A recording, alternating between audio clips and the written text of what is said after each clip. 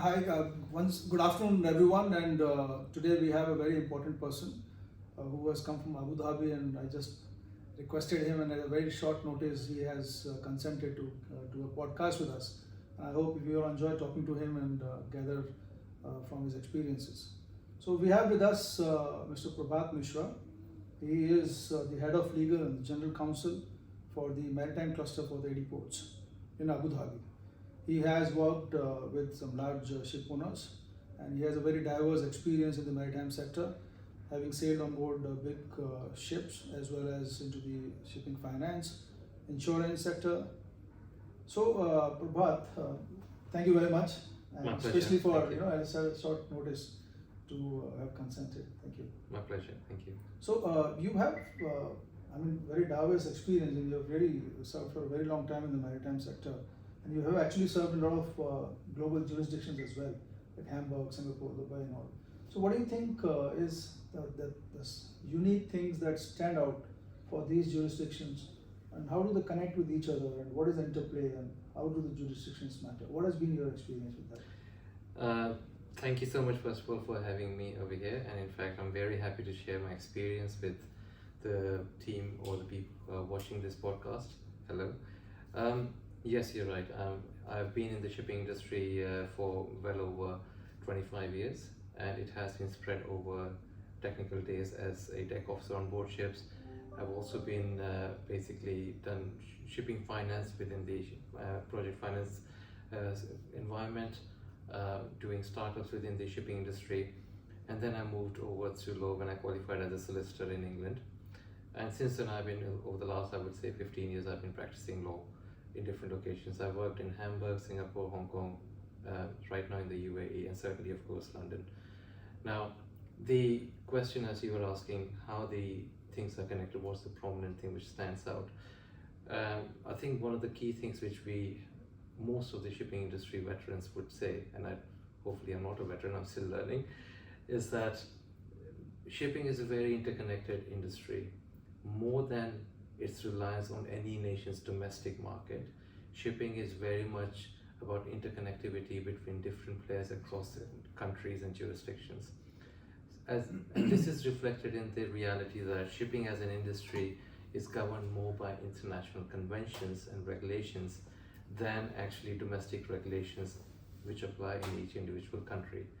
And equally, to extending that, the shipping industry, the participants which are within the shipping industry, as a result, look at the ecosystem which is much more international than actually domestic. So when we look at shipping industry, the idea here is that it is international, it is much more reliant on international conventions, and it is much more about interconnectivity with the outside world than inside world. So when we compare jurisdictions, when we say that certain jurisdictions are matured and they have a lot of experience, and what is the strength of these successful maritime hubs, so we call them? Certainly, I think again, going back to the industry's various locations, my locations have traditionally been London, Hamburg, Singapore, Dubai. If you were to basically pick two things, yes, what makes that particular jurisdiction stand out into the maritime trade? What would those be? I think one is the very credible and reliable jurisdiction, which means there is a legal system which is credible, independent. This is the enforcement, basically. Absolutely. So parties have confidence in the legal system of that country. And second, which is absolutely crucial for the business, is finance. There has to be availability of ready finance for the participants in the industry to utilize and avail of. In fact, that brings me to the next question. Certainly. I recently did a roundtable on shipping finance, trying to understand from the industry, what are their asks, what the requirement is, and also bringing the bankers, like how well they understand the shipping finance part of it. But what we realize is that bankers, especially with respect to asset-backed financing, is not really the norm. They're basically doing the financing with the balance sheets or like corporate guarantees and all. But as you see, the industry, especially for the ship owners and for the charterers, the ship leasing people, the funds and the finance is very, very important. Yes. So, and that kind of understanding among the banks itself and the international organizations also, most of the funding is happening from abroad. Yeah. So how do we bring in that kind of an awareness not just with the industry but also with the banks, Mm. that would encourage them to basically give out these kind of loans for shipping companies? I think the primary reality that we need to apply over here is that shipping operates in its own environment, That's right. like every other unique industry. So when the banks look at shipping industry for financing, whether it's asset based or any other kind of financing, whether it's term loan or revolving credit or any of those things, they need to look at shipping industry in isolation as to where the revenues are, where the Absolutely. securities can be applied. And there are quite a few international banks which are out there who have traditionally been in shipping finance. They have gone up and down in their portfolio, but have stayed primarily because they know the shipping industry's uniqueness, because it is cyclical. It has its own cycle of ups and downs, which sometimes some banks may actually be a bit risk averse about. But in order to assess how the shipping industry can be best looked at from a financing perspective, I think what they need to look at is that where the revenues is coming from, how it is cyclically tied, which segments within the shipping industry are making more money than other segments which are not. And in fact, I would say that the whole cyclic nature of the shipping industry is sometimes beneficial actually, because considering the useful lifespan of 25 years for ships, yeah, there's a lot of scope for restructuring for banks also. I mean, it's not that. So, with your experience with the international fishing and financing agencies, what do you think have been the most risk mitigating factors, and how have they restructured their loans? What basically provides them that kind of confidence to pump in that money in the shipping sector? I think the mitigation factor which applies in any shipping finance portfolio is the same as any other project finance portfolio. You diversify your risk matrix. You also bring in a better control in terms of security. And the third thing, which is the most important bit, is you have a flexible approach to the project itself. When we say diversify, by that I mean go into bulk, go into containers, go into LNG, LPG, gas, container, whichever one you want to look at, or crude oil. But so that you can apply different cycles to your revenue base, and therefore you have a diversity of the assets which are being financed. Second is, of course, basically the security that is available for those financing are different depending on the segment, and you have much more assurance, say, in the gas or crude market compared to, say, if you have a bulk carrier. And equally, the last bit is, of course, when we are talking about the flexible approach, you really want to work hand in glove with the borrower to make sure that you allow the borrower to take the project to its fruition to complete. In shipping, yes, you're right, the average age of a vessel is about 20 to 25 years, but typically the financing is anywhere in the region of 6 to 10 years, because that's the utilization value when they can get the maximum revenue out of ships.